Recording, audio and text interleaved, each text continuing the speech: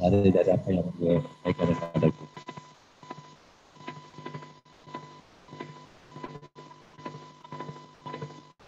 Ya itu dengan fasilitas mungkin ada yang perlu dipertanyakan.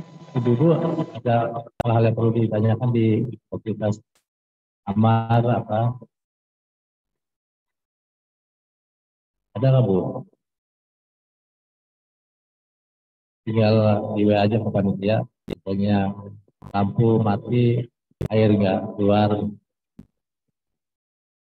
Ya nanti kita segera lakukan apa administrasi kepada pihak pengelola ini.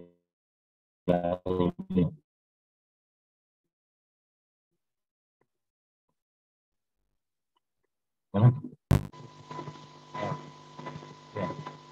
Alhamdulillah kita punya tim IT yang bisa bantu kita, ya yang ikut Zoom juga bisa menikmati. Jika hal ada kendala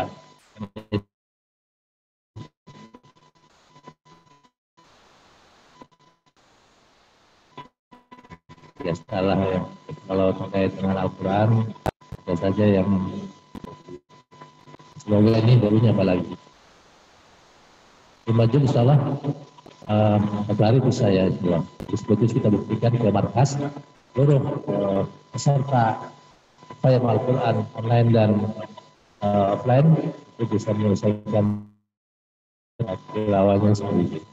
Nah, nanti berbaginya luar biasa tuh ya, secara orang, kemudian tilawah dan kegiatan-kegiatan yang lainnya memang manajemen waktu yang cukup bagus untuk kita semua.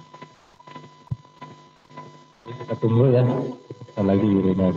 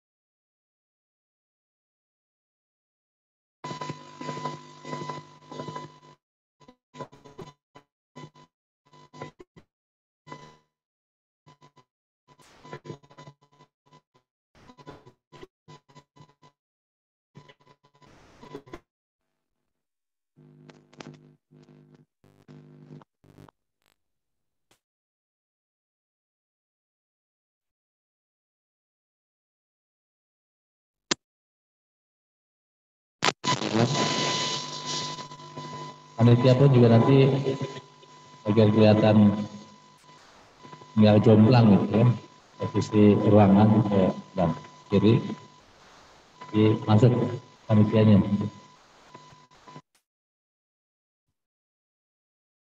Nanti yang akan jadi moderator Ustadz Rizwandi, spesialis MC MKN, Mukhayam Quran Nasional. Biasanya Rizwandi yang memimpin.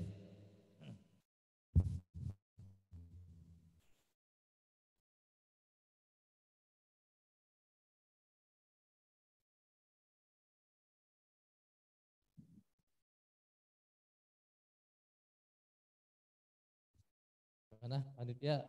Ton udah oke? Zoom oke ya? Bagusan mana dengan yang kecil itu? Ah, sama ini bagusan mana? Terus ini. Satu dua tiga. Tes satu dua tiga.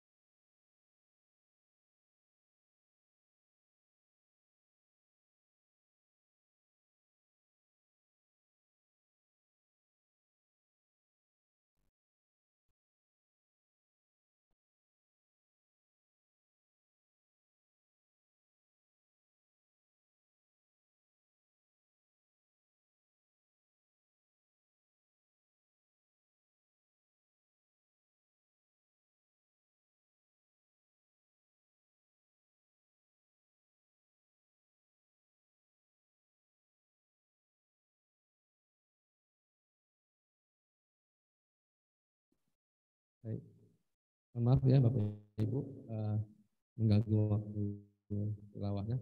Sekarang fokus dengan agenda jama'i. Bisa untuk dipersiapkan barangkali buku catatannya, hadirnya jiwa dan ruh kita insya Allah. Jadi ketika kegiatan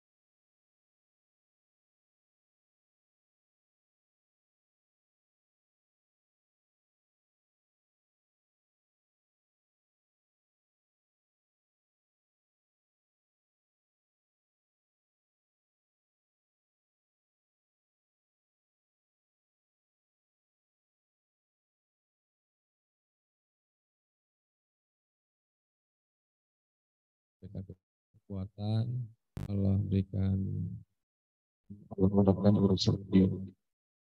Dalam hari akan mendapat pasal sendiri yang merasa lainnya di peserta apa yang dilakukan, baik yang ada di ruangan ini maupun yang ada di kelas virtual ya saja dimanapun berada. Insya Allah kita masuk sesi yang pertama taujih pada malam ini sama guru kita. Baik, untuk panjangkalan masuk juga barangkali kita silakan Ustaz untuk menyampaikan materi pada malam ini. Ustaz Mansur.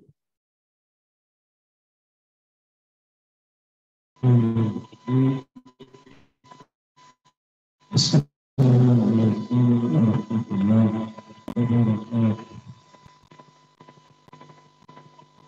Alhamdulillah, wassalatu wassalamu ala Rasulillah wa ala alihi wa sahbihi wa man wala. Allahumma shalli ala Muhammad. Yang selama ini mungkin online Alhamdulillah,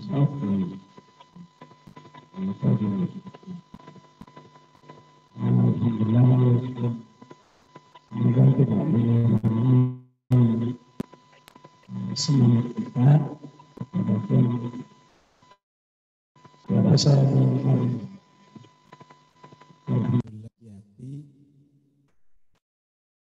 dalam suatu hal yang harus kita yakini adalah sabda Rasulullah Sallallahu Alaihi Wasallam. Man kharaja fi talabil ilmi fi sabilillahi yarju Anas haditsan hasan. Bahwa siapa yang dari rumahnya untuk mencari ilmu, maka Allah mencatatnya bahwa dirinya berada di jalan Allah. Bisa diri. Apa yang dimaksud dengan fisabilillah? Yang dimaksud adalah kita diem aja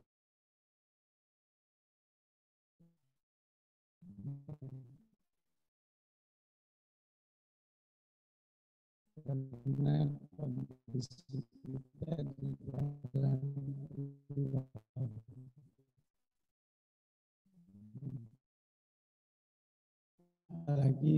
sini kita lawan, kita status kita bisa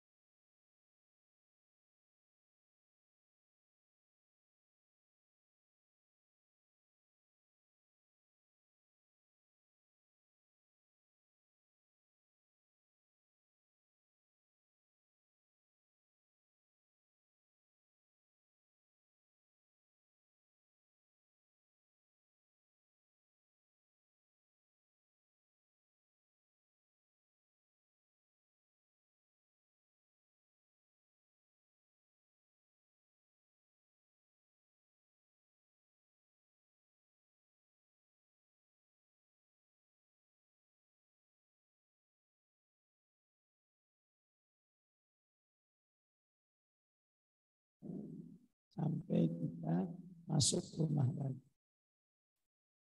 Mulai keluar fisabilillah, masuk rumah.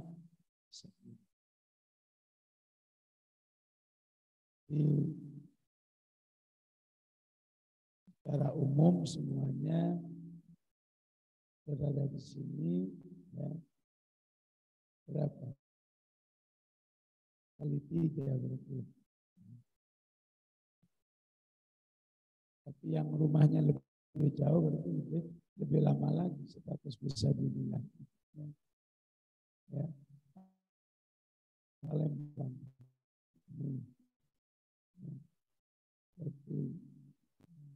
Tetapi bukan kemudian rumahnya menjauh semuanya. Ya, sudah terima aja apa adanya.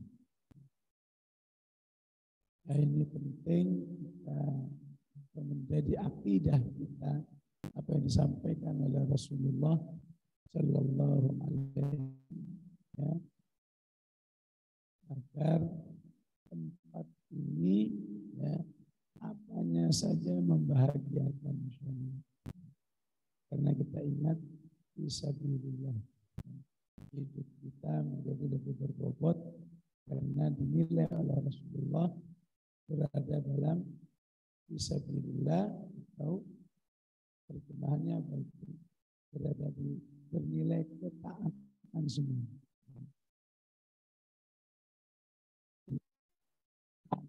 Menjadi kata oleh taatan yang taat disebut amal yang soleh. Apalagi sesi tilawahnya, sesi membacaannya dan lain sebagainya, tentu semua berlipat bernilai fisabilillah insyaallah. Ya. Secara umum acara di sini apa namanya di sini? Ya. Oh, Mukhayyam Al-Quran. Ya. Karena panitia macam-macam. Ya. Ya. Latihan 3 hari bersama. Intinya sama. Intinya sama. Itu meraih kemudahan Allah Subhanahu wa Ta'ala di dalam Al-Quran. Ya. Di surat Al-Qamar itu 3 kali disebut atau 4 kali. Ya. Walaqad yassarnal Qur'ana lidzikri. Sungguh telah kami mudahkan. Jadi yang memudahkan adalah Allah Subhanahu wa Ta'ala. Apakah semua manusia mendapat kemudahan? Jawabannya fahal mim mudzakir. Adakah orang yang mau berusaha? Jadi kemudahan itu tidak diberikan kepada orang yang sedang ngapa-ngapain, ya. Tidur-tiduran tiba-tiba hafal 1 juz itu mustahil. Ya, gadget lagi, tiba-tiba hafal 1 halaman mustahil. Jadi yang dimudahkan itu adalah hal ini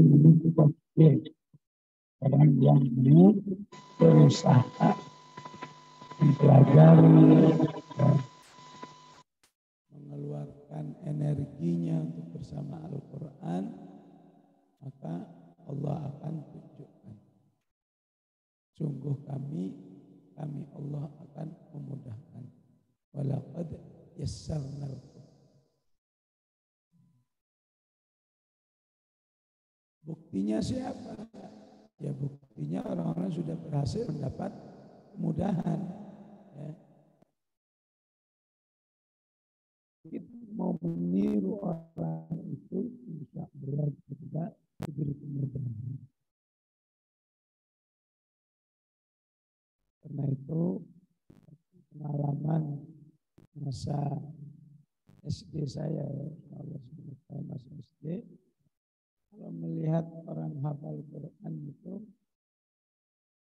selalu hati saya mengatakan dia bisa hafal, kenapa saya nggak hafal?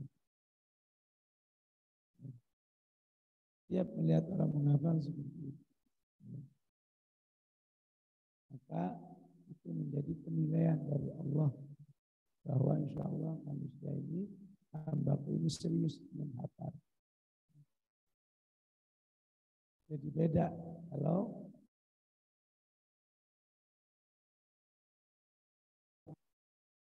mandur bakat kali, harusnya nggak bakat, nggak bisa begitu. Kalau dia hafal ya, mungkin di lingkungannya, kalau saya nggak, lingkungannya nggak bagus, nggak. Jadilah mudzakir, selalu berusaha mengambil pelajaran. Kenapa dia hafal sampai hafal? Walaupun cuma mirip angka, ya, hafal mirip angka atau hafal mirip angka. Orang-orang hafal 30 juz, kita hafal juz 30. Kita hafal mirip angka. Ya, tapi bersyukurlah, ya. Dan optimis saja, siapa tahu dari 30 berbunga, ya. Dari juz 30 berbunga, ya, akhirnya menjadi juz 29, ya. Juz 29 dalam arti ya sudah terhafalkan 2 juz. Berarti sisanya sudah juz 28. Ya. Begitu seterusnya, insya Allah itu menjadi awal datangnya berbagai macam kemudahan-kemudahan dari Allah, apalagi ditindaklanjuti dengan doa, apalagi ditindaklanjuti dengan terus menambah ilmu, apalagi seperti ini di mana kita bermukhayyam. Ya. Maka jangan dikira pengorbanan-pengorbanan kita itu tidak dihargai oleh Allah, tidak diapresiasi. Ya. Untuk sampai di sini berarti ada pengorbanan waktu, ada pengorbanan harta, ada pengorbanan perpisahan. Ya. Ya. Apalagi yang berpisah lebih banyak lagi. Ya suami, ya anak, ya cucu, ya tetangga, semua berpisah. Ya. Mungkin tetangganya adiknya maksudnya. Karena Al-Quran mengatakan wal jari dzil qurba wal jari steril,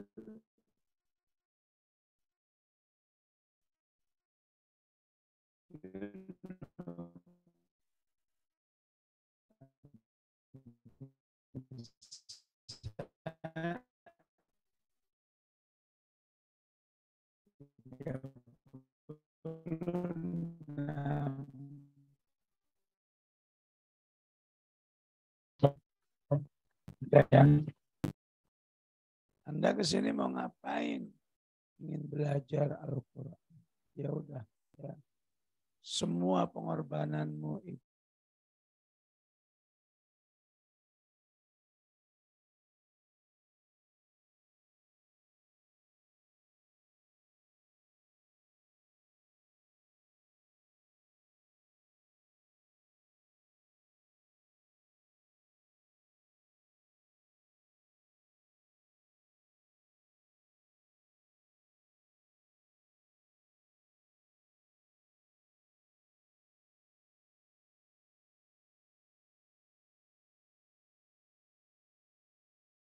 Allah, ya, seperti dalam hadis tadi, ya. Khoroja kita itu artinya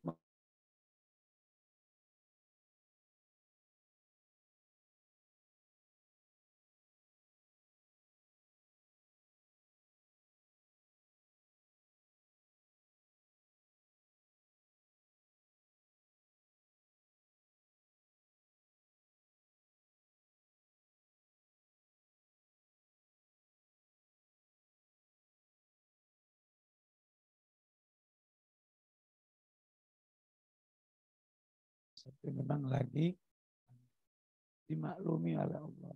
Ya. Jadi sayang waktu pandemi, saya nggak mau juga cari ilmu padahal tinggal klik aja. Ya. Saking seringnya hampir bunyi plak dan klik. Tinggal klik doang seharusnya. Ya. Nah, sekarang udah selesai pandeminya, ya. Maka udah saatnya harus ada sesi khoroja. Dan khoroja itu lagian khorojalan ya lama-lama, ya. Dan panitia juga nggak siap juga ngurusin lama-lama. Insya Allah hari Ahad udah, yang masih mau di sini hari Ahad panitianya juga pulang, ya. Ya. Silakan izin sendiri ke front office-nya sana, ya.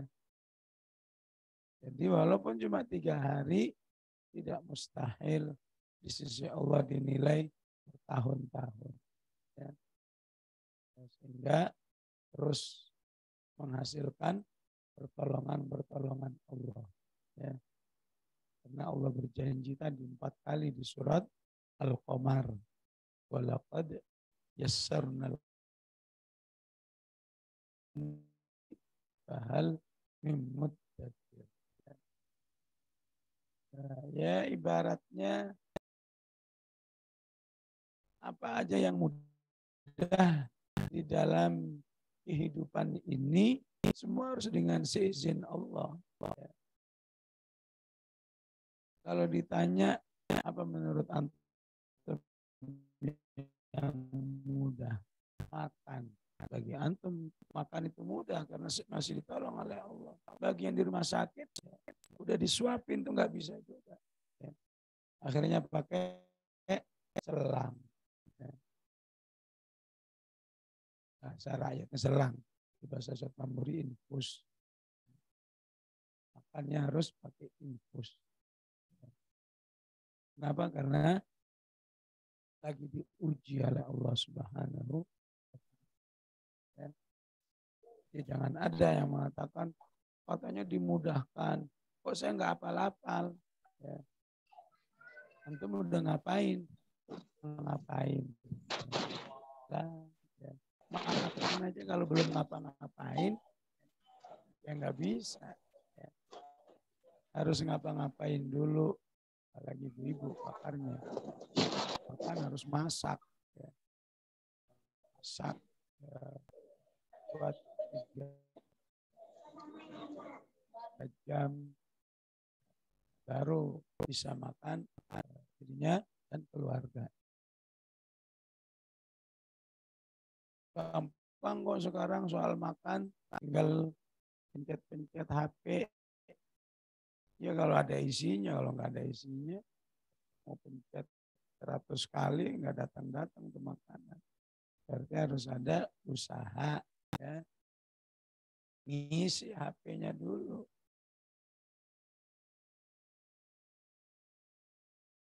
Begitulah ketika Allah mengatakan walaqad yassarna lidzikri fahal min muddakir. Allah harus lihat dulu kamu udah ngapain aja, ya.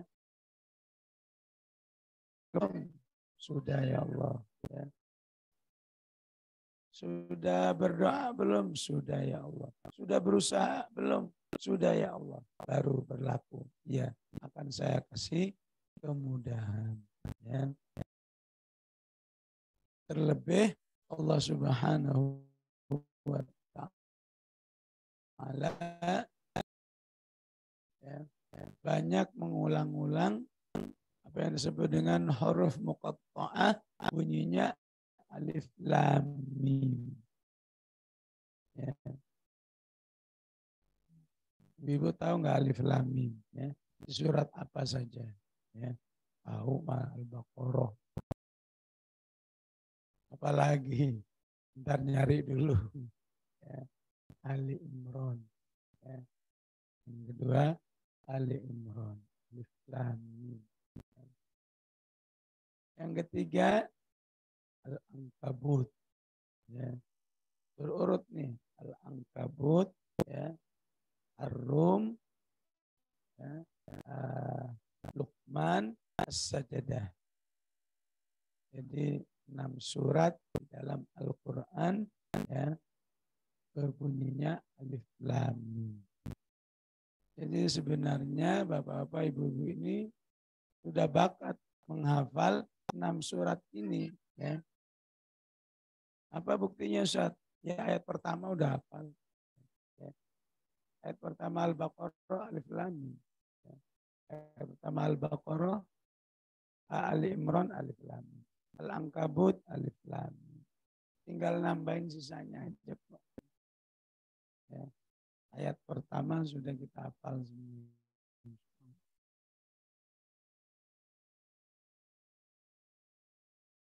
Secara umum alif lam mim itu, ya,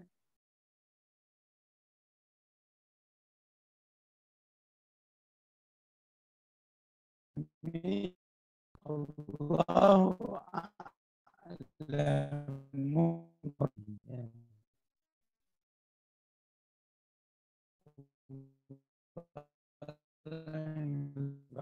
Ya. Saya ingin ya, sinkron dengan Al-Quran itu sendiri. Ya. Selama sinkron ya diterima aja.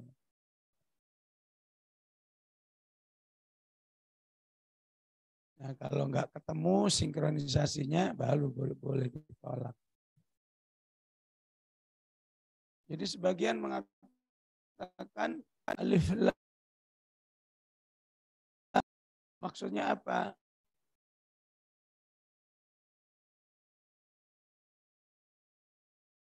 Yang menurunkan Al-Quran ini.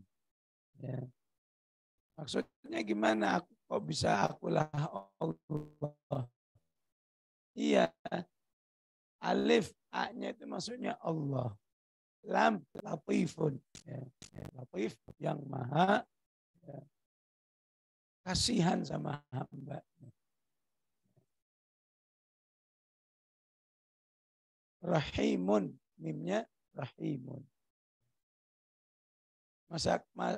Yang dimaksud maha kasihan itu gimana? Ya. Artinya ketika Allah melihat hambanya itu dari kecil susah terus. Ya. Dari umur 6 tahun terus susah itu. Siapa itu misalnya? Nabi Yusuf. Ya. Masih kecil sudah mengatakan, kata saudara-saudaranya, uqtulu Yusuf. Bunuh aja tuh Yusuf. Ya. Atau kita buang aja. Awit rahuhu arban. kita buang di tempat yang terpencil. Yakhlu lakum wajhu abikum. Biar ayah kita nggak ngelihat dia. Akhirnya dilakukan. Ya. Udah dipisahkan dari orang tua, kemudian diapain lagi? Ya. Cemplungin sumur. Cemplungin sumur, ada yang ngangkat, jadiin budak. Tahu budak ya? Hamba saya ya. Beda dengan barudak ya. Ada orang Sunda sini ya. Kalau barudak ya, bocah ya. Kebetulan beliau memang dua-duanya ya barudak ya budak. Ya. Tambahan ilmu bahasa bagi yang non Sunda ya. Barudak anak kecil ya. Gede-gedenya jadi raja ya. Gede-gedenya jadi apa? Jadi raja, jadi orang soleh, jadi orang kaya, jadi nabi, jadi ulama, jadi macam-macam. Bahwa Allah sering memperlakukan itu terkandung di dalam sifatnya yang latif. Ya. Makanya di akhir surat Yusuf, Nabi Yusuf mengatakan apa? Inna Rabbi latifun bima yasha. Ya. Inna Rabbi latifun bima yasha. Innahu huwal alimul.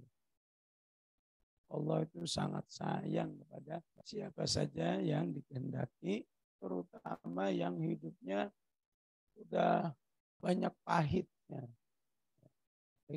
Pahit lagi. Ingat, latif.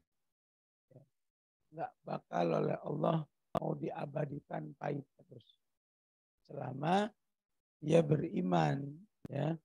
Beriman itu artinya ridho, husnudzon kepada Allah, ya. Ihtisab, yakin di balik kehidupan pahit ini ada pahalanya. Insya Allah itu Allah akan menjadi latif bagi hamba-hambanya. Ini sekedar contoh ibu-ibu ya. Contoh sebagian ulama memahami alif lam mim itu bahwa akulah Allah, akulah yang bernama Allah yang menurunkan Al-Quran yang punya sifat latifun dan rahimun. Ya, saya kira kalau mau diterapkan bagi penghafal Quran juga bisa pengertian ini. Ya. Terapannya bagaimana? Ya. Memang antum kira menghafal Quran itu akan susah selamanya, ya. Akan repot selamanya, ya. Tentu tidak. Ya. Ya. Kalau apalagi targetnya cuma Al-Baqarah saja misalnya. Paling di tahun kedua kita tinggal memetik hasilnya. Tahun susah amat ya, kok nggak nempel-nempel ya, kok lupa lagi ya. Tahun pertama, tahun kedua lu nempel semua udah. Kenapa? Latif. Ya. Allah tidak mungkin membiarkan hambanya terus-menerus dalam kesulitan. Ya. Lagian ngapain sih kita pakai ngeluh-ngeluh seperti itu? Ya. Kok susah, kok nggak nempel-nempel, kok nggak lupa-lupa. Padahal saat Anda mengalami semuanya itu, ya, sesungguhnya manusia itu sedang berada di dalam limpahan rahmat Allah Subhanahu wa Ta'ala. Sehingga sudah tahu susah dikerjain juga. Kalau bukan karena rahmat Allah nggak mungkin. Udah tahu nanti kamu lupa lagi dikerjain juga. Ya. Kalau bukan rahmat Allah ngapain kita begitu? Udah tahu nanti kamu lupa lagi, dikerjain juga. Ya. Jadi kenapa dikerjain? Ya karena saya yakin di balik kegiatan ini ada rahmat Allah Subhanahu wa Ta'ala. Apalah artinya seseorang yang mengatakan saya nggak pernah lupa itu surat Al-Baqarah. Padahal yang nggak lupa namanya doang. Al-Baqarah itu sama Alif Lam Mim lah. Kalau 286 ya, banyak nggak taunya ya. Gimana aku nggak lupa Al-Baqarah? Al-Baqarah maksudnya kata Al-Baqarah itu ya nggak saya hafalin. Ya wajar aja. Kalau nggak ngapalin, ya itu sama aja. Saya di rumah nggak perlu itu beli sabun cuci, setrikaan. Kenapa? Nggak punya baju. Banyak yang mau dicuci, apa yang mau disetrika. Ya. Jadi bersyukur ya. Tiap bulan beli sabun cuci, tiap hari nyetrika. Kenapa? Karena punya baju. Bersyukur masih mau mengulang, masih mau baca lagi. Kenapa? Karena memang ingin hafal. Begitulah kalau ingin kita jadikan Alif Lam Mim yang di awal Al-Baqarah itu ya sebagai sumber motivasi bagi diri kita. Ya. Namun saya lebih tertarik apa yang dikatakan oleh para ulama bahwa antara Alif Lam Mim dengan walaqad yassarna itu punya hubungan makna yang kuat. Ya. Jadi kalau walaqad yassarna itu eksplisitnya dari Allah dalam bentuk janji. Sungguh saya mudahkan. Ya. Alif Lam Mim itu implisitnya atau pembuktiannya dari Allah. Ya. Kalau saja kamu pahami itu Alif Lam Mim dengan baik, insya Allah kamu semakin yakin bahwa pertolongan Allah, kemudahan menghafal Quran itu insya Allah kamu dapatkan. Bagaimana memahaminya? Ya. Huruf Al-Quran menurut Imam Syafi'i, walaupun menurut yang lain mungkin bisa beda, ya, tapi semuanya sama dalam jumlah 1 jutanya. Ya. Huruf Al-Quran 1 juta. Ya. Plus berapa ini beda-beda ulama. Ya. Kalau Imam Syafi'i plusnya itu 27.000. Ya. Ya, kalau ibu nggak percaya ya hitung aja lagi. Ya. Padahal daripada ngitung itu ibu ngapal dapat 2 halaman itu. Ya. Waktu ngitung huruf Al-Quran berapa jumlahnya. Ya. Versi Imam Syafi'i 1.027.000. Jadi kalau hatam sekali kali 10. Jadi berapa? 10.270.000. Ya. Jangankan pahala, duit aja kalau 10 juta ini bisa penuh semuanya. Ya.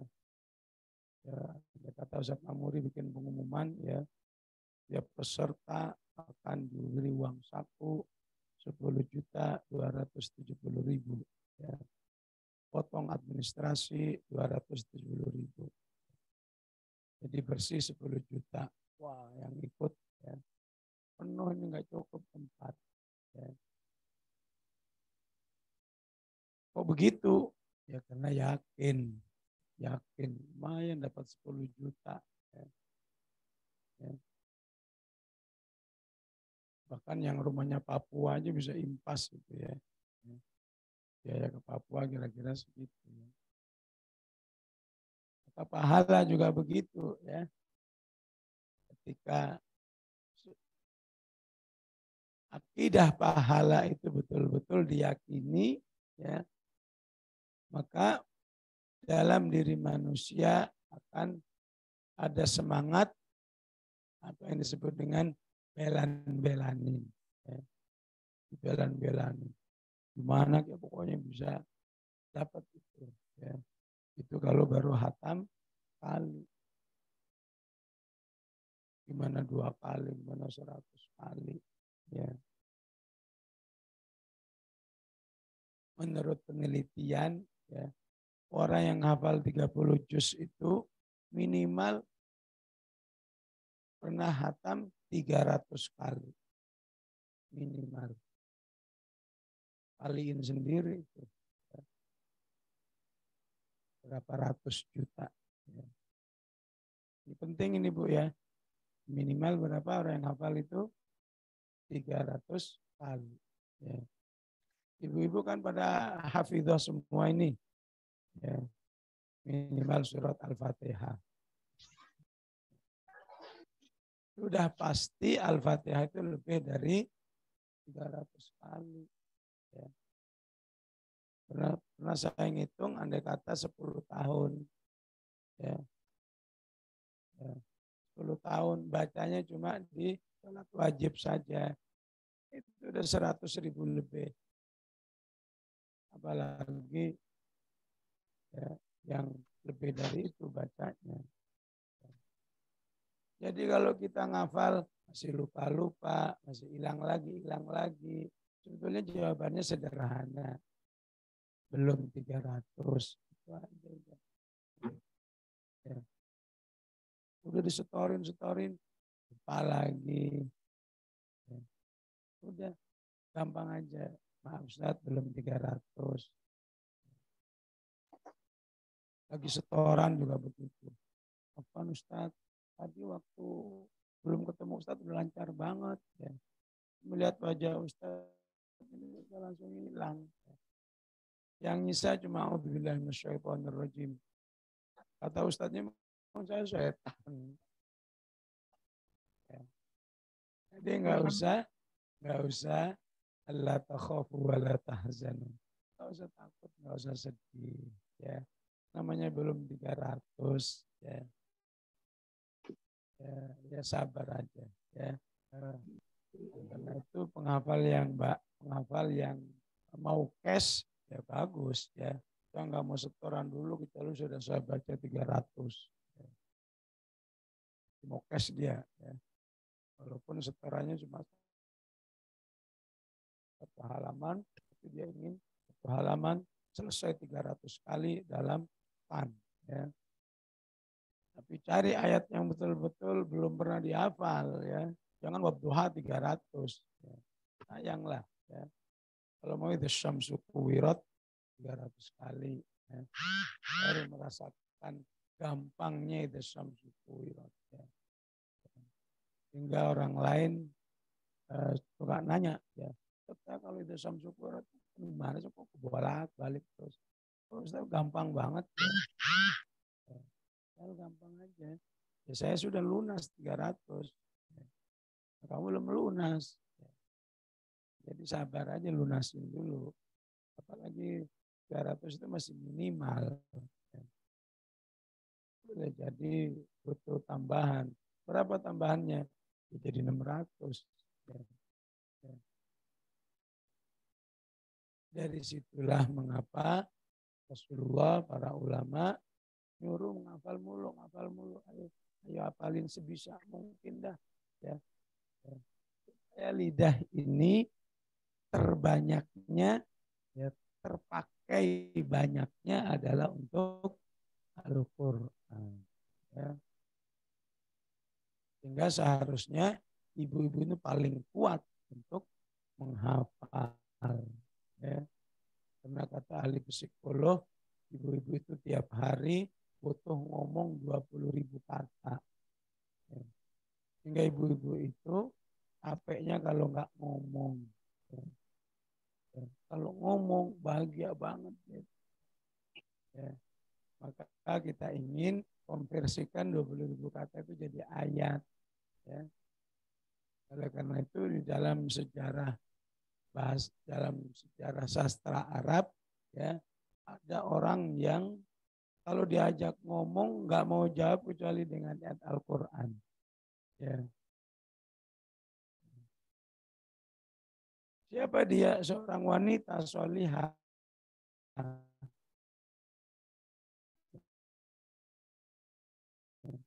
Silakan makan Bu, silakan makan. Kutiba alaikumusiyam. Maka kata tuan rumahnya, oh lagi puasa Bu ya. Kutiba alaikumusiyam.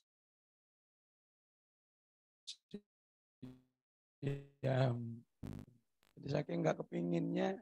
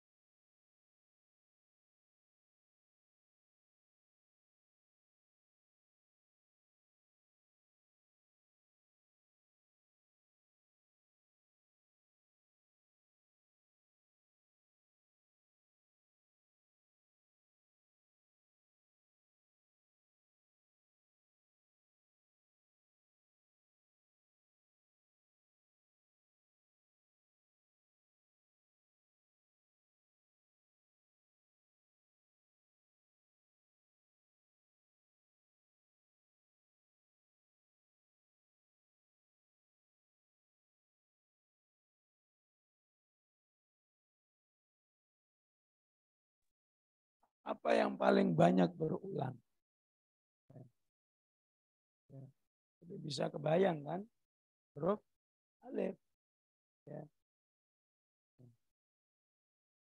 Cukup dengan jawaban alif saja sudah terasa bahwa Al-Quran ini gampang untuk dibaca. Ya. Coba kalau Al-Quran sebagian besarnya huruf dot. Tiap ayat huruf dot dulu. Tiap ayat huruf shin. Ya. Huruf shin. Ya. Nggak perlu ngomong shin gede katanya. Padahal tulisannya sama semua. Sin kecil, sin gede kan sama. Segitu-gitu aja tulisannya. Cuma orang Indonesia kalau nggak ada titik sin kecil. Ada titiknya sin gede. Coba kalau setiap ayat shin semua. Coba kalau ada ayat bunyinya kayak begini. Syashishu bas shishan shanishas. Lower kali ya. Jadi terbanyaknya adalah alif. Dengan alif itulah ya kita baca Al-Quran menjadi lebih gampang. Ya. Yang kedua yang terbanyak lam, alif, lam. Ya. Yang ketiga mim. Jadi dua-duanya, tiga-tiganya huruf istilahnya apa? Dzalqiyah kalau dalam ya, ilmu tajwid namanya dzalqiyah. Ya. Huruf idlaq. Ya. Kalau susah namanya huruf ismat. Bot. Ya. O. Ya. pokoknya harus latihan dulu lah ya. Walaupun tiap hari ditanya tadi lewat mana, lewat tol kan, nggak ada yang lewat tol, nggak ada. Mirip dengan to, tapi juga bukan dengan to ya. Jadi inilah yang paling banyak, alif, lam, dan mim. Berapa Imam Syafi'i jumlah alif itu? Kurang lebih 48.700. Huruf lam 33.000. Huruf mim 23.000. Yang susah-susah 1.000 sekian, 1.000 sekian. Huruf dad, huruf shin, pokoknya susah-susah, atau diistilahkan kalau dalam ilmu tajwid huruful iqbaq. Bak itu yang butuh perjuangan bacanya. Itu rata-rata pada angka 1.000 sekian, 1.000 sekian. Ya. Ini sudah harus menjadi pembuktian kepada kita bahwa cara Allah memudahkan itu sudah sangat lengkap. Ya. Dimudahkan dengan janji, yang berarti janji pertolongan, ada kenyataan atau realitasnya memang sudah dimudahkan. Lebih mudah lagi kalau difahami secara ilmunya. Ya. Saya kira kita semua sudah sering mendengar taujih-taujih tentang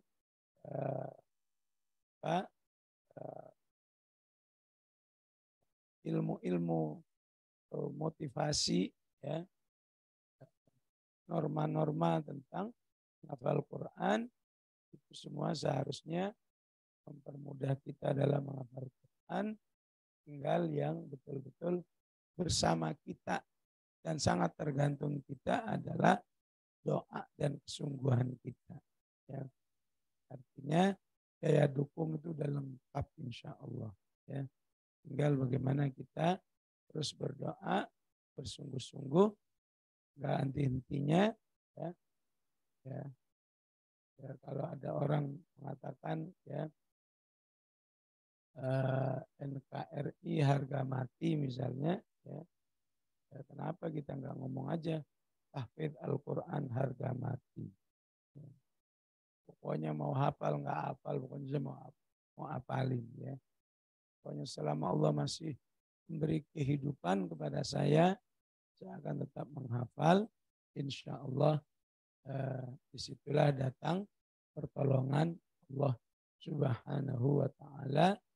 Dan kalau saja sampai akhir hayat kita belum meraih apa yang kita inginkan, ya, misalnya yang menargetkan dalam 10 tahun saya hafal 5 juz misalnya, ya, sebelum 5 juz, ya, Allah sebelum 5 juz dipanggil oleh Allah, maka yang 10 juz itu, yang 5 juz itu sudah dicatat oleh, ya, sudah dicatat pahalanya, sudah dicatat statusnya, ya.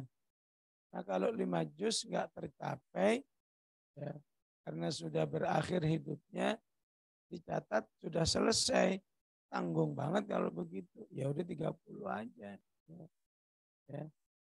30 aja niatnya.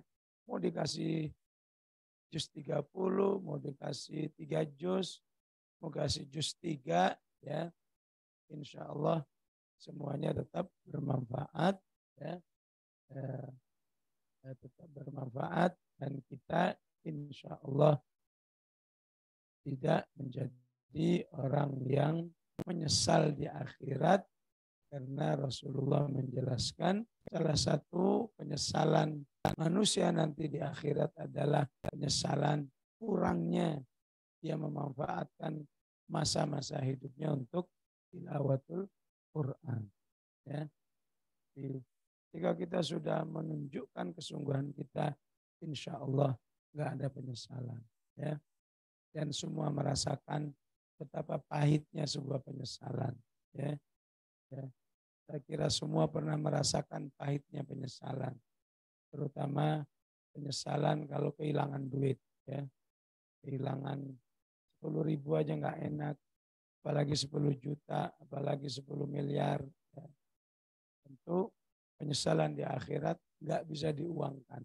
Ya. Penyesalan di akhirat hanya bisa dibayar dengan amal yang kita lakukan di dunia. Karena itu di surat Maryam, hari kiamat disebut dengan hari penyesalan. Wa anzirhum yaumal hasrah. Ya. Wa anzirhum yaumal hasrati idh qudiyal amru wa hum fi ghaflatin wa hum an amrihi ghafilun. Ya. Dan seterusnya. Allahu a'lam. Saya kira cukup sampai di sini. Sallallahu ala sayyidina Muhammad wa ala alihi sahbihi wasallam. Alhamdulillahirabbil alamin. Assalamualaikum warahmatullahi wabarakatuh. Waalaikumsalam warahmatullahi wabarakatuh. Ada dialog, Ustaz? Baik, sudah diberi kesempatan. Tadi ditanya ke Ustadz, ada ruang dialog sampai jam 9. Baik, silakan bagi yang ada di ruangan ini maupun yang di kelas virtual bisa disampaikan pertanyaannya. Mohon dibantu panitia jika ada pertanyaan bisa langsung diberikan mic-nya. Ikhwannya ada? Silakan.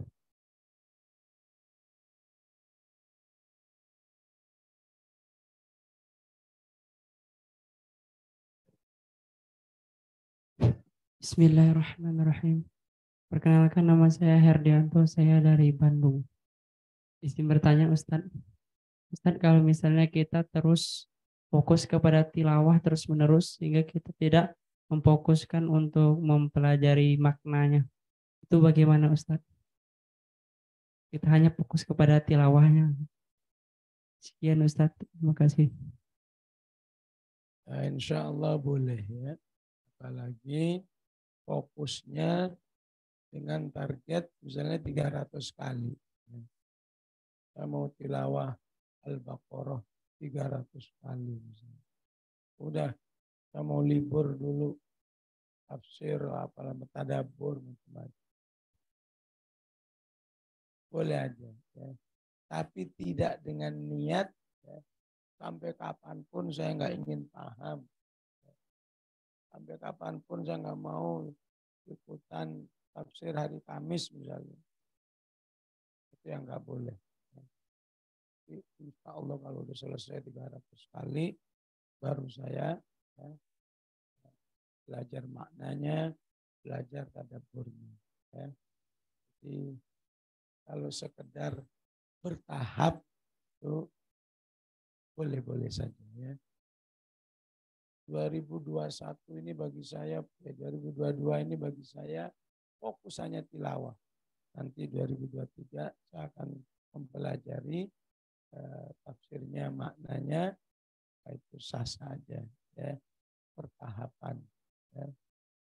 Bagaimana Imam Nawawi ya dalam mencari ilmunya termasuk yang menggunakan manhaj bertahap ya. Belajar Al-Quran, selesai semua Al-Quran, belajar hadis. Nanti Imam Nawawi juga pakar hadis. Dia punya kitab namanya Syarah Muslim. Setelah hadis dia belajar tafsir misalnya. Ini semua ilmu syariat dipelajari. Sampai sudah ya, nyaris tidak ada yang ketinggalan, semua dipelajari. Ini sekedar memberi dalil bukti ya bahwa bertahap dalam mencari ilmu itu sah-sah. Ya. Bahkan Imam Nawawi itu sudah mempersiapkan dirinya ya, ibarat orang sekarang kuliah kedokteran. Ya. Ilmu syariat semua dipelajari, dia mau mendalami kedokteran. Ya. Nah, beliau mendapatkan isyarat tertentu apakah dalam bentuk mimpi untuk tidak melanjutkan niat itu. Ya. Ya maksudnya bukan berarti dilarang, tapi agar beliau lebih fokus melayani umat dengan ilmu-ilmunya pada masyarakat. Ya.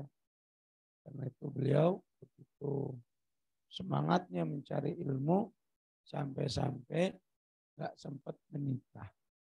Ya. Dalam hal ini jangan ditiru. Ya. Kalau antum tiru, nggak nikah, nggak dapat ilmu lagi. Kalau kita ya lumayan lah. Kita lebih unggul dari Imam Nawawi. Bidang apanya? Nikahnya. Beliau nggak nikah, saya nikah. Apakah beliau berdosa? Insya Allah enggak. Karena beliau bukan berarti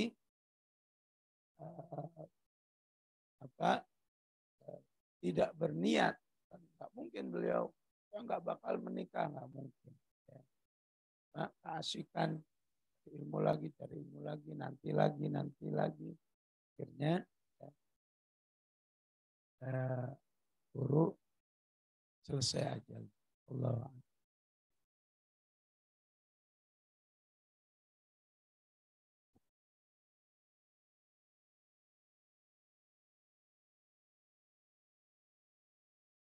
Baik, bismillahirrahmanirrahim. Assalamualaikum warahmatullahi wabarakatuh. Saya Muhammad Al-Qadri, tinggal di Depok, Ustaz. Ya, Ustaz, pertanyaannya saya pernah dengar dari Ustaz juga kalau tidak salah, insya Allah kita dikumpulkan bersama di surganya Allah Subhanahu wa Ta'ala. Bahwa nanti kita akan menyetorkan di hadapan Allah sesuai dengan capaian kita terakhir ketika kita meninggal dunia. Pertanyaan saya adalah, apabila ya, kita sudah berupaya ikhtiar tidak mencapai 1 juz misal hafalan kita, apakah surat yang kita setorkan apa gitu Ustaz maksudnya? Jadi apakah misal Al-Fatihah saja, sementara kita berusaha 1 juz, 2 juz gitu, tapi tidak sampai akhir hayat kita tidak mencapai 1 juz kah atau 2 juz kah gitu. Lalu apa yang kita bisa setor di hadapan Allah? Itu saja Ustaz. Wassalamualaikum. Terima kasih. Assalamualaikum warahmatullahi wabarakatuh. Apa yang dimaksud oleh Bapak tadi, ya, hadis Rasulullah SAW, ya, hadisnya berbunyi, yuqalu lisahibil Qur'an iqra' wartaqi warattil kama turattilu fid dunya. Ya. Jadi kalau ternyata sampai di sana, sampai menghadap Allah kita hafalannya sedikit, ya istilahnya cuma standar saja, Al-Fatihah, Al-Ikhlas, Al-Falaq, An-Nas. Ada lagi enggak? Ayat kursi. Ada lagi enggak? Amanar Rasulu. Ada lagi enggak? Rabbana Atina. Atina masuk, ya ini kan ayat ya Allah, Al-Baqarah. Ya Allah Maha tahu. Ya. Kamu dulu kan enggak ngafalnya karena memang enggak mau berusaha. Ya. Ada nih catatannya. Ya. Kenapa dulu enggak ngafal? Catatannya di sini masih kuliah ya Allah. Setelah kuliah udah berumah tangga ya Allah. Setelah berumah tangga kerja ya Allah. Kerja anak ya Allah. Terus anak cucu mati. Jadi ya udah, silakan setorkan sahafalmu aja. Karena alasannya tidak cukup kuat. Ya. Allah Maha tahu siapa yang betul-betul berusaha dan siapa yang enggak.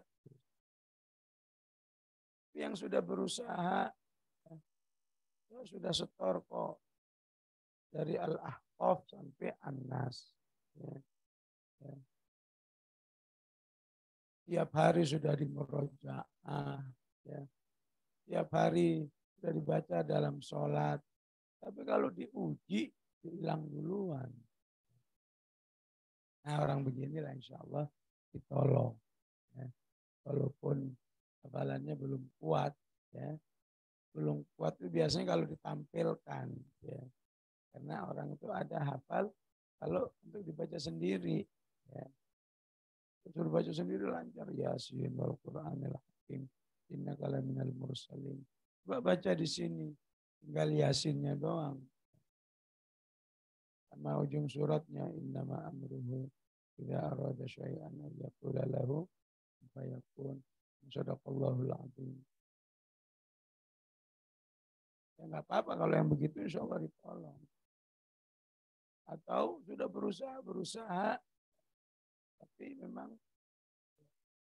nggak nempel-nempel tadi. Insya Allah orang gitu. Allah tahu itu nggak nempel-nempel bukannya karena kamu males, tapi karena memang kapasitas daya rekam otakmu yang memang terbatas. Ya. Bukan maumu itu. Memang aku belum beruntung. Insya Allah ditolong. Dulu niatnya berapa? Hafal berapa? Saya niatnya 30 juz ya Allah. Insya Allah ditolong. 30 juz. Ya. Karena itu penting tidak membatasi dengan usia. Pokoknya kerjain aja sebisanya.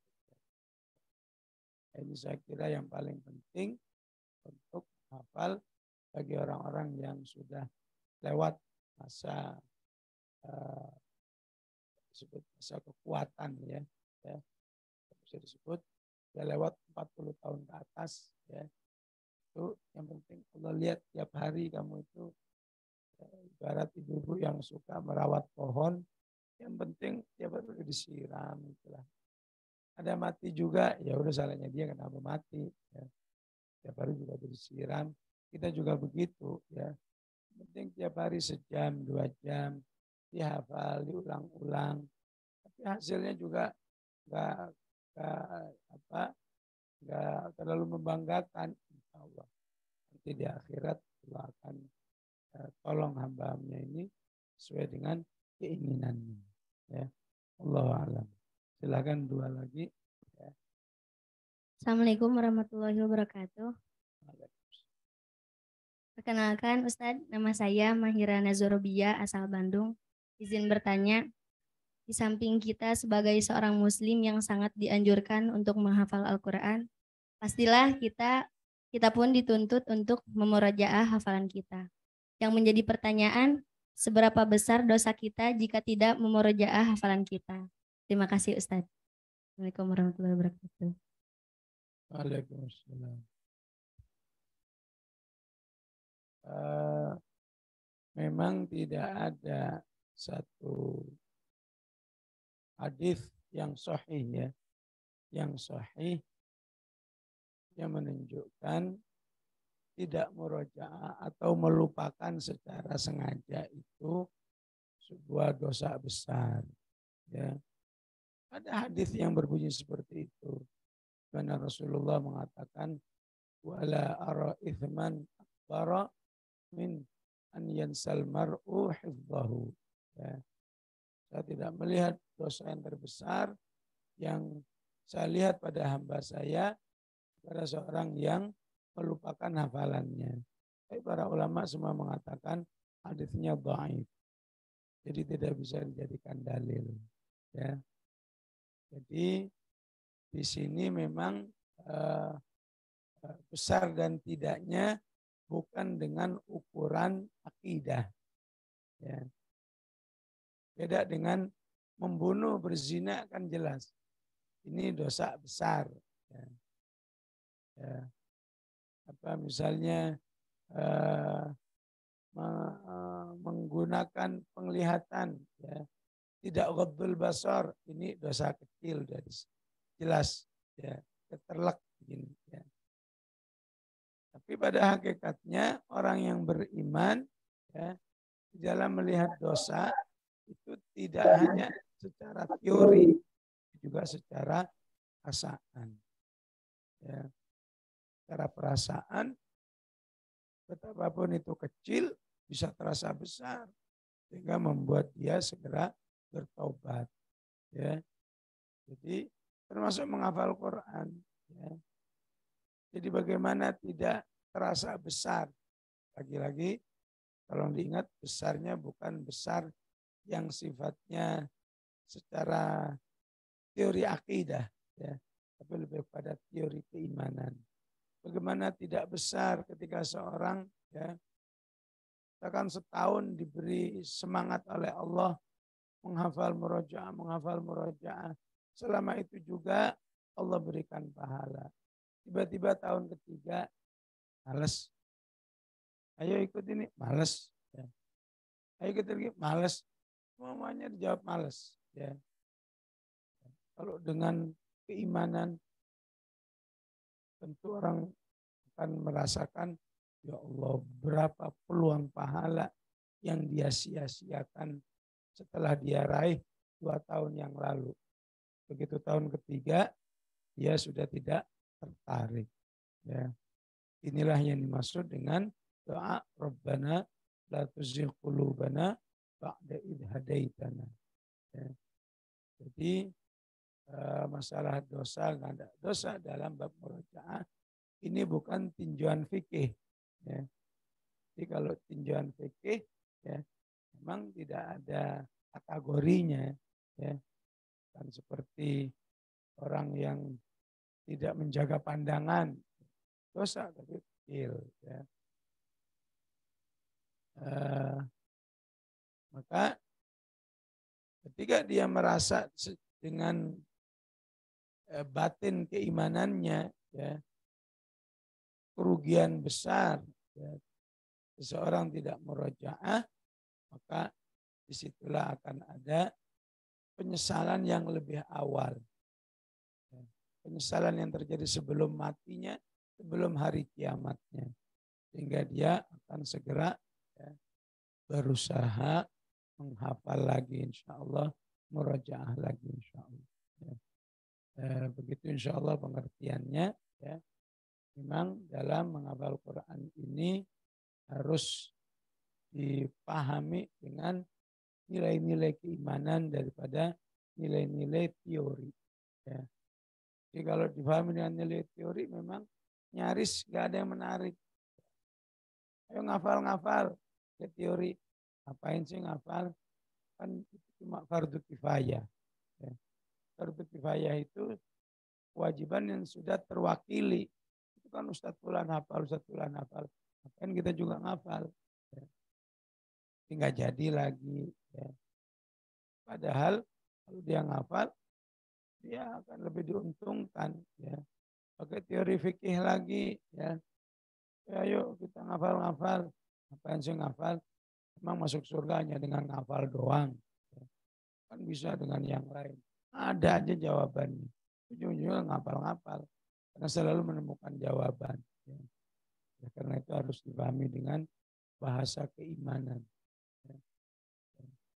Bahwa saya, ya, alhamdulillah, sejak SD, Allah sering memasukkan bahasa-bahasa keimanan pada diri saya. Ya.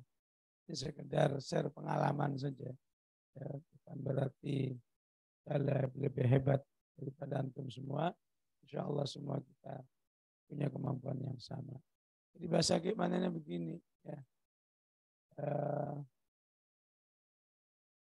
Saya melihat ada tetangga yang rumahnya penuh dengan piala. Ya. Pialanya piala juara balap sepeda. Ya. Saya membayangkan orang ini ya pasti kalau melihat piala, dia mengenang masa lalunya, ya, masa remajanya yang berjuang mendapatkan piala-piala ini.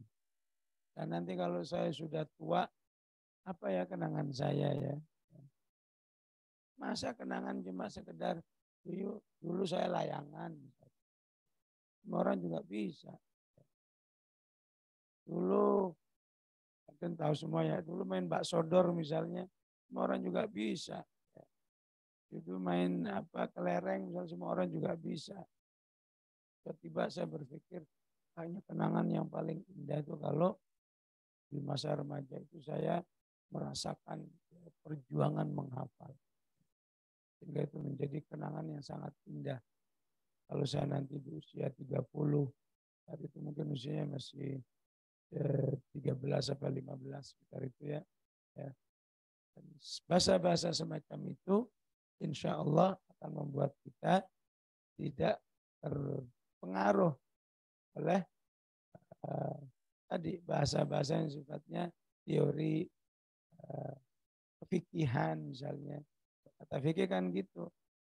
Cuma fardu kifayah. Yang penting dikatakan di provinsi ini sudah ada yang hafal, kamu nggak wajib lagi. Ya. Memang nggak wajib, tapi tetap rugi. Ya. Ya, begitu insya Allah. Ya silakan satu lagi itu yang sudah angkat tangan. Maaf yang lain. Baik, Bismillahirrahmanirrahim. Ustaz, izin bertanya. Untuk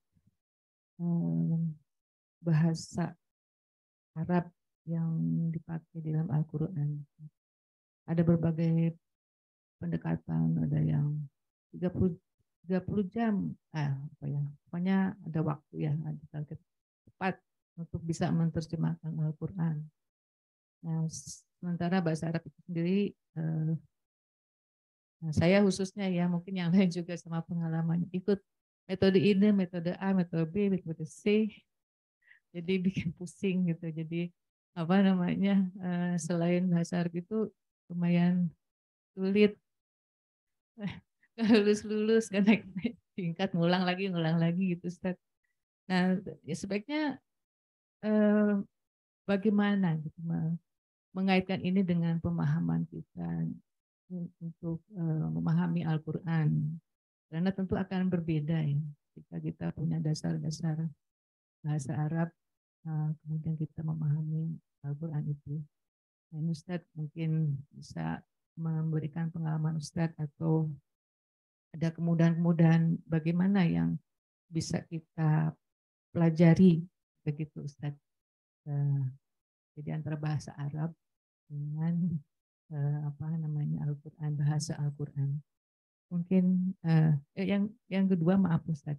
Yang kedua sebenarnya yang paling tepat itu kita menghafal itu, misalnya kan ada Al-Quran, katakanlah hafalannya arba'ah, satu hari atau dalam satu halaman itu 4 hari 4 baris, meskipun ini sesuai kemampuan, atau kalau saya mungkin lebih mudah baca kemudian artinya, nah sehingga lebih mudah. Itu mungkin dari pengalaman Ustadz mungkin bisa menginspirasi kami semua. Terima kasih. Ya dalam sejarahnya memang ya sejak abad kedua ataupun ketiga Hijrah ya, memang umat Islam ini pernah mengalami sebuah sesi susah banget diajak ber-Al-Qurannya. Ya. Suruh begini nggak mau, disini begini nggak mau. Ya.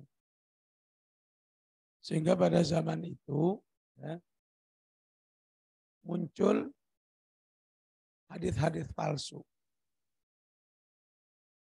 Jadi ada sekelompok manusia yang demi mengajak orang lain ber-Al-Quran, ya, dia sampai ya, niatnya salah, ya. Caranya maksudnya, caranya salah, niatnya benar, ya. Demi orang mau belajar Al-Quran, dia sok-sokan mengatakan qala Rasulullah, qala Rasulullah. Padahal Rasulullah nggak pernah mengatakan. Dan akhirnya orang-orangnya juga pada percaya. Ya. Ya. Misalnya, siapa sholat tarawih di hari pertama bisa begini. Tarawih kedua bisa begini. Tarawih malam ketiga bisa begini. Itu hadisnya palsu. Ya. Ya dulu para ulama mengatakan begitu, ya tetap salah. Tapi mungkin dari mentoknya kali ya, sampai berniat seperti itu, ya, sampai menggunakan cara seperti itu. Saya sekedar mengingatkan bahwa memang di dalam dunia nyata memang ada satu perjuangan khusus memang untuk menggiring umat ini supaya mau belajar Al-Quran. Nah sekarang ya, untuk menggiring umat belajar Al-Quran memang tidak dengan hadis palsu lagi, ya. Tapi sering menggunakan pendekatan-pendekatan yang sifatnya iklan-iklan lebay gitu ya. Iklan lebay. Metode menghafal Al-Quran semudah minum air. Pernah baca enggak? Enak aja semudah minum air. Ya bisa dimaklumi lah. Mungkin ya, bagi dia yang sudah, mungkin ini maksud ngapal Al-Fatihah kali ya. Ini kan dalam rangka tadi gimana sih supaya umat ini tertarik ya. Ya. Kalau cuma sekedar ayo menghafal, orang susah. Ya. Coba pakai embel-embel. Ya. Buktikan semudah menghafal Quran semudah minum air. Ini bahasa-bahasa lebay. Wah, kira-kira berapa itu ya? 10 tahun yang lalu kali ya. Ya. Pelatihan menghafal Quran sebulan. Ya. Ramai itu di mana di Sulawesi. Ya. Pulang-pulang pada ngeluh ke saya. Nggak selesai Ustaz. Ada di Riau ya. Pulang-pulang kok nggak selesai Ustaz ya. Yang selesai dari 100 orang cuma 2 orang katanya. Ya karena dia sudah hafal. Ya. Kalau yang betul-betul nol ya mustahil. Ya, cara-cara seperti itu. Termasuk belajar bahasa Arab. Metode 20 jam. Ya. Maksudnya ya belajar 20 jam. Hasilnya ya 2000 jam kali. Ya. Nah, itulah yang akhirnya terbawa oleh bahasa-bahasa iklan. Ya. Ya. Buktikan sekali oles link misalnya. Padahal sudah habis nggak celing-celing juga. Hal dalam fikih ya, dilarang yang disebut dengan bay'un najas. Bay'un najas ya. Najas itu mengiklankan dengan bahasa yang berlebihan. Padahal nggak gitu-gitu amat, Mak. Oleh karena itu kita kembali aja ke aslinya. Ya. Belajar itu memang ibarat orang ya kalau ibu-ibu mungkin ada pengalaman merenda. Ya. Benang siat itu ya yang suka itu pasti ibu-ibu zaman dulu itu ya. Kalau ibu-ibu milenial udah nggak suka itu ya. Ada kerjaan ya. Tapi kita belajar dari orang-orang yang merajut itu kesabarannya. Dia juga pernah mikir kapan selesai. Pokoknya tiap hari sejam, 2 jam. Besok lagi. Tahu-tahu ditanya ini kapan selesainya? 6 bulan. Ya Allah sabar banget. Ya. Padahal kata ibunya gak kerasa tuh. Pokoknya kerjain aja. Nah aslinya mencari ilmu harus begitu.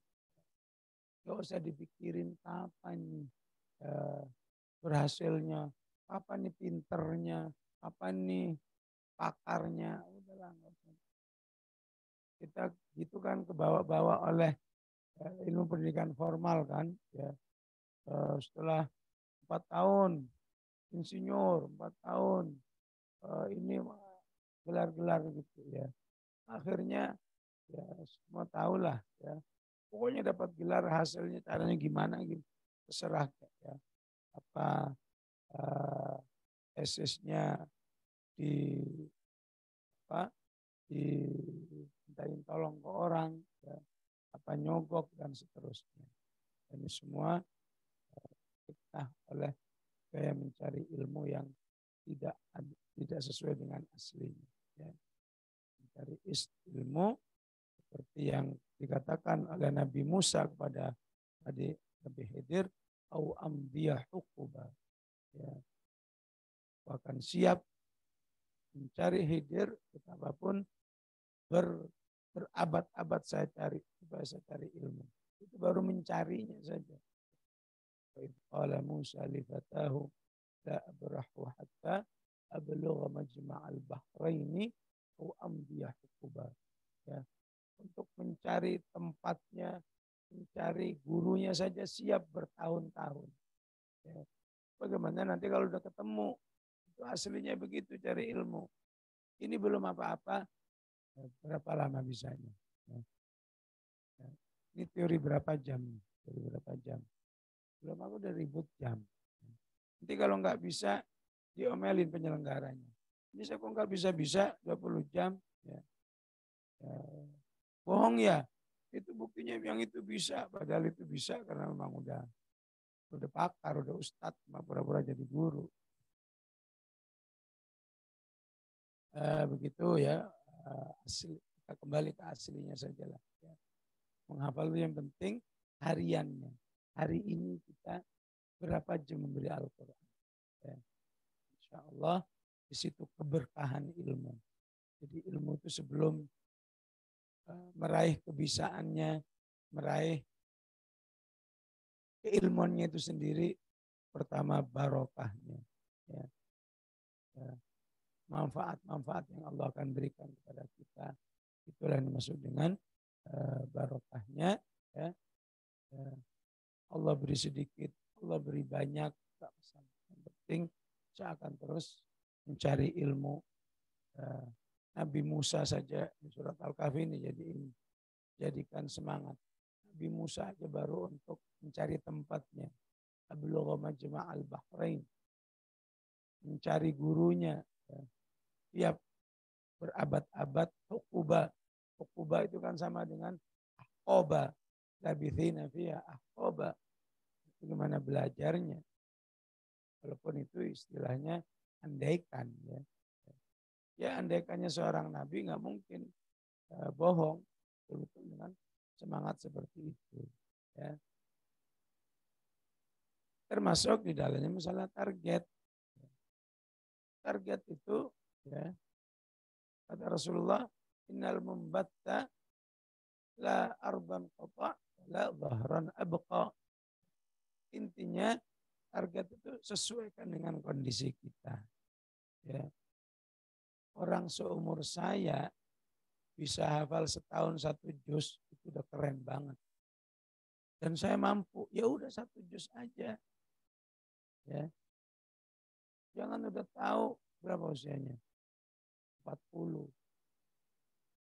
Tahun 30 juz. Ya. Ya keliengan lah. Ya. Apaan nih keliengan ya. Ya. Pokoknya luar biasa ya susahnya ya. Udah ribet sana sini ngomong susah-susah melulu. Ya. Disesuaikan saja. Ya. Orang seperti saya ya. Baliknya yang usianya 15 tahun ya, juga menyesuaikan diri. Ya. Sampai akhirnya tidak mustahil dia merasa, dia menyimpulkan ternyata setahun 1 juz itu sangat terjangkau. Ya. Tahun ini saya harus 2 juz. Nah, sudah tahu rasanya. Ya. Begitulah seterusnya. Ya. Jadi harus ada tahapan-tahapan, latihan-latihan. Ya. Nah, begitu juga apa yang terkait dengan target harian. Orang seperti saya bisa hafal sehari 2 ayat, Masya Allah bagi saya. Ya udah 2 ayat aja. Ya. Jangan udah tahu kayak dirinya, wah orang kayak saya harus 3 halaman. Begitu Pak Rasul 3 halaman, gampang ya ternyata 3 halaman ya. Begitu 3 bulan, kapok ya pokoknya. Ya. Nah, habis tenaganya. Ya. Ya. Tadi kata Rasulullah, kalau kamu melakukan perjalanan, sesuaikan kekuatan kendaraanmu. Ya. Jangan kamu forsir kendaraan itu. Ya. Sehingga begitu sampai di tengah jalan mogok. Karena sudah tahu kendaraannya ini keluaran tahun 70. Ya. Dibawa ke Banyuwangi. Ngebut ya, di tol ngebut. Ya. Ya. Ngebut akhirnya ya, sampai di KM 500 ya, mogok. Ya. Akhirnya bawa ke bengkel, kata bengkelnya apa? Pak, nggak usah dibetulin, beli lagi aja. Ya. Karena biaya betulin sama dengan beli. Ya. Jadi akhirnya pulang nggak bisa, lanjutin nggak bisa. Ya. Maka kita juga harus begitu kata Rasulullah di dalam memanage diri untuk meraih satu target-target tertentu disesuaikan diri. Ya. Kalaupun suatu saat ngegas sambil berdoa, ya Allah jangan sampai mati di tengah jalan nih sagas nih. Biasanya sehari tiga ayat, ini 6 ayat ini ya Allah. Tolong jangan sampai mogok ya. Ya, kalaupun demikian nanti balik lagi ke target aslinya. Jadi sama diri kita itu jangan terlalu dimanjain ya. Dalam satu ayat juga untung juga. Ya. Jangan juga terlalu galak juga ya. Sayang nih kalau besok mati gimana? Ya ayo kita hafalin sehari 5 halaman ya. Ya. Hanya mogok ya. Mogok nggak bisa jalan lagi. Baik ya, mohon maaf mungkin ada yang pertanyaan lewat WA belum bisa dijawab. Dari saya cukup. Wassalamualaikum warahmatullahi wabarakatuh. Waalaikumsalam warahmatullahi wabarakatuh. Masya Allah. Sangat banyak ya yang bisa kita dapatkan pada malam hari ini. Tapi mohon maaf karena waktu yang membatasi, terkhusus buat para hadirin yang ada di ruang virtual ya. Pertanyaannya kita simpan dulu, semoga nanti ada kesempatan bisa dijawab oleh Ustadz di pertemuan berikutnya.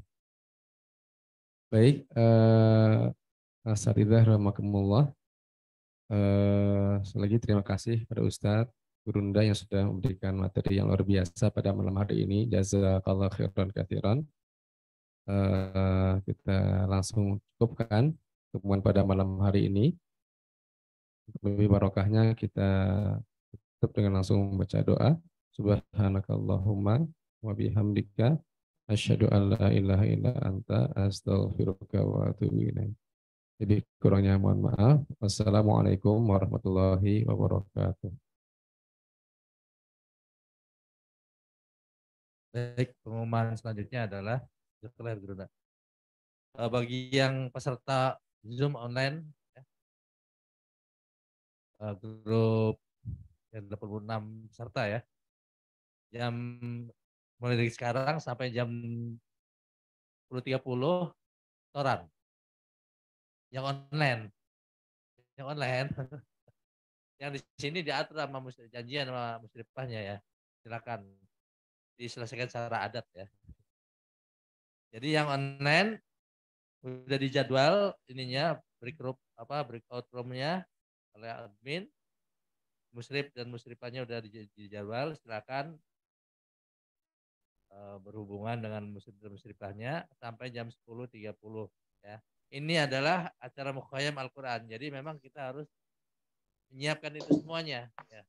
Hari-hari kemarin hari-hari santai, sekarang hari-hari kita harus bermujahadah